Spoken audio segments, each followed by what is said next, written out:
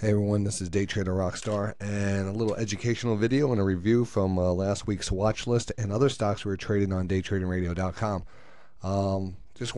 This is such a great video. I think just wish there was a better way of getting it out to people because there's so much information in this. Because what I've done in my trading over the last few months is really narrow my research, where I'm really just pulling out strict buy setups and having my indicators all line up perfectly before I, developing that patience and developing the discipline to be able to wait for these setups.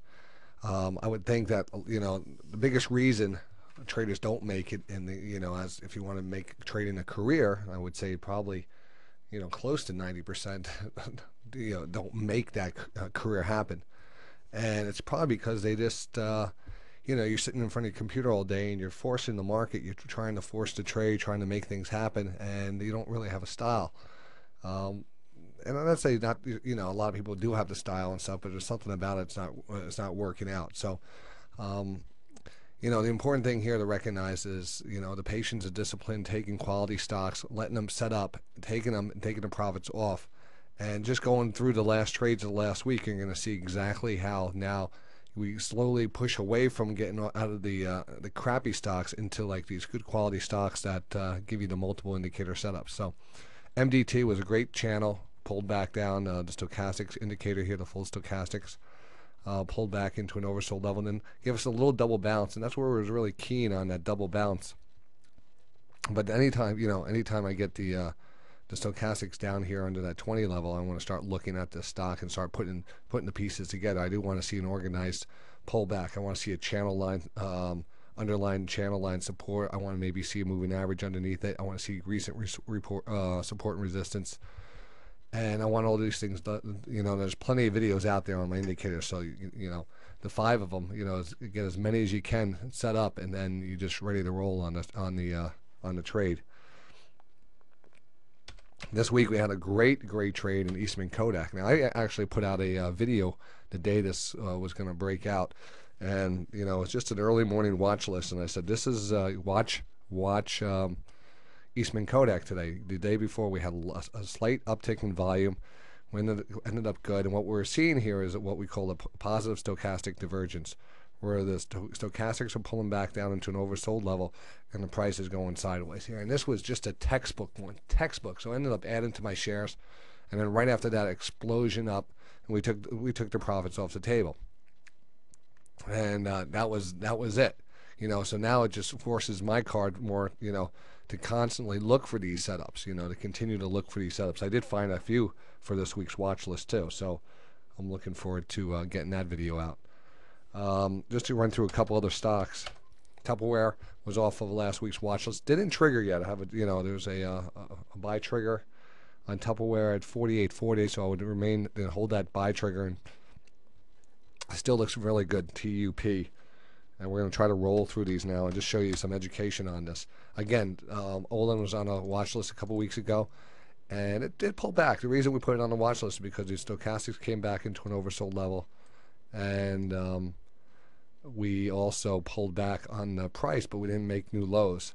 So we're seeing a little divergence there, and even that whole area was really all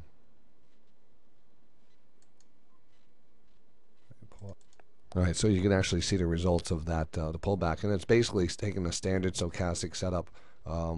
Recent lows being held, and just taking a disciplined trade like that. We went over MDT, right? PepsiCo was a good example. And this one, and it's an exact duplicate of a trade like PepsiCo for this week's watch list. Nice wedge pattern on the stochastics. Nice little channel here off the 200 period. So you have multiple areas.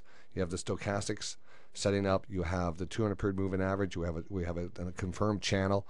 So everything pointed to that move up. When we got that move, we took profits off. It's actually come back for a secondary entry level. Starting to hold that 20 period moving average and the 200 above it, and just kind of flagging out. Not my favorite pick going into this week, but there's definitely setting up. Tyson Foods, great trade. Really recognized the channel. It was a very easy channel to trade. Started to see the divergence happen, double bottom right here. And then that last real push here broke us out, actually pulled back to the trend line retracement, and then put off to the races. So a classic primary entry and secondary entry. CAG was another stock we also were following out of that pattern, and picked, on the retest back here, picked it back up, and again, just sticking to the guns. Whenever I get a retest of the trend line that we broke out of in the stochastics lineup in an oversold level, I usually take that trade. It's great, and in this case, we also had like a triple bottom, double bottom right here, so everything lining up right here, and a nice push off of that. STJ. What's nice about this? It's had a nice pullback, was on the watch list a couple weeks ago. STJ, St. Jude Medical pullback, and the reason we looked at it was because of the pullback, the 200 period moving average, and 50 period moving average right here, and the stochastics actually just pulled back, and we haven't we held off recent lows here. So that from there you see the nice move. All right, I'm going to continue on. Waste management. Kind of started banging the table on this one. This one, OC, OI, you're going to see these. This is a very nice pullback, 200 period moving average channel. Even put in a measured move here. There was a buy trigger at 35. This was off last week's watch list. And the target 36. So we went right up to 36, 35.87. We're probably going to get the 36 on tomorrow on waste management. I'll probably end up taking profits into that move too. So there was better setups out there. OI, another great one, Owen, Illinois. And we did, again, see this nice wedge pattern in the stochastics. The pattern playing out, large inverted head and shoulders pattern. And now that we got that breakout of that wedge pattern on the stochastics, we start to get the breakout of the pattern. So it continues to look good. Stochastics are embedded now. Everything looks really good on that. People, we could easily identify the trade. We knew that, the best, highest probability setup on this trade was this pullback right here. We had a trend line. You had the stochastics in a wedge. This was your perfect area because now you get the move up to here, but then you also get the breakout. So a really extended move, and looks like we're going to get a further move up on that. An OC, similar situation. Just took this one on a retest of the 20 period moving average. Very strong new trend starting to develop, but again, we had the channel in the stochastics and the channel, bottom of the channel stochastic being oversold, also lining up with a pullback to the larger channel line. All right, so this is the major, this is really a major pullback to the channel breakout. And from that, once we started bouncing off of that level, you could establish just trend line underneath. Now you have another pattern you could play out. You'd look for a target at 29.70 in the 29.70 area. And it makes things very easy. Stochastics get a little overbought here, so I'd be a little more careful and probably would take it off into strength tomorrow. OSK, a great example of a channel. This one pulled back with the stochastics, didn't pull back to the channel line breakout, but did pull back and finally, kind of repatterned out and then exploded up and out of this one. This was a harder one to test because you don't have that underlying support. You can only read it on the stochastic, so you're not getting that underlying moving average or that retest of the trend line, but still a quality stock, and not everyone's going to pull back exactly. STRA, like in this case, I'd rather take a pullback in the stochastics, which we did on this one. This was an educational stock, Strayer Education. Nice wedge pattern break, and just waiting, just having patience. Boom, boom, boom. Stochastics get into an oversold level. We know we're, the market didn't sell. We didn't sell down here, and we didn't make lower lows. We actually made a higher low, so there was a little divergence. So once that stochastic got into, this is a great example too.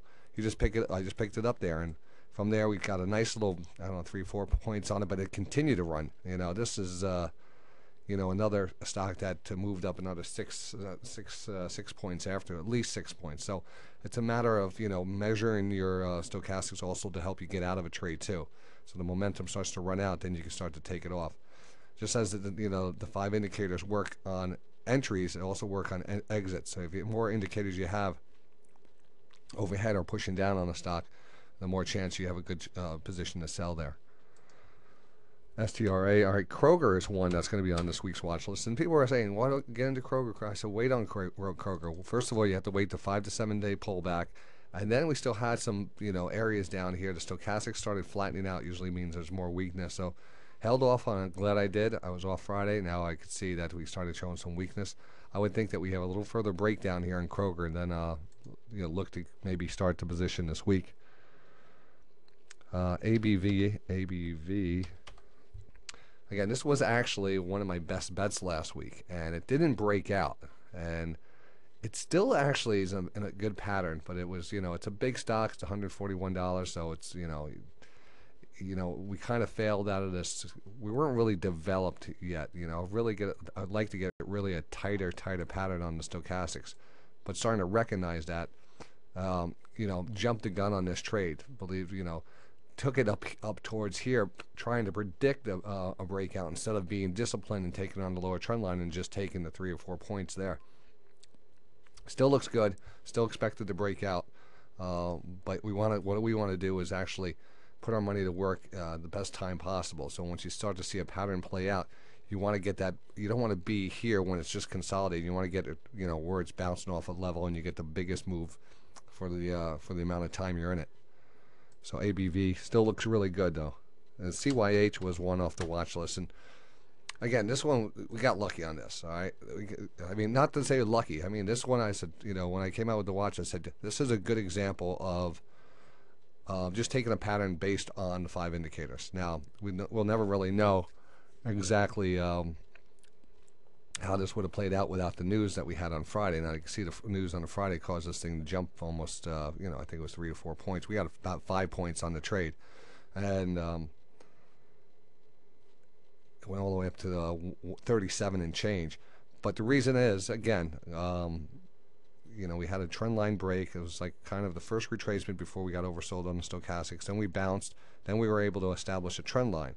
Then the stochastics came right back down, and we were on the trend line. So we had a multiple indicator setup here, taking it off the 50, the upward trend line, oversold stochastics. So was holding it here, a couple hundred shares, and boom, happened to get some news on it. So took that off on Friday. And congratulations if you guys had that trade. So that's about it for just a review and just to kind of stress the fact that you got to have patience and discipline in this market. Only take the best setups. And it's, your risk reward is going to play out to where you're going to be successful, and people who just rush into this market with no clue or no game plan are going to blow up their accounts and start working at Kmart again. So I hope to see you on the radio. I'm going to be broadcasting live every day this week from 8 o'clock to 4 o'clock in the afternoon, bringing these setups live. So when I do see them, I kind of show them to you right on the screen. And that's on DayTraderRockStar.com. I'll see you there.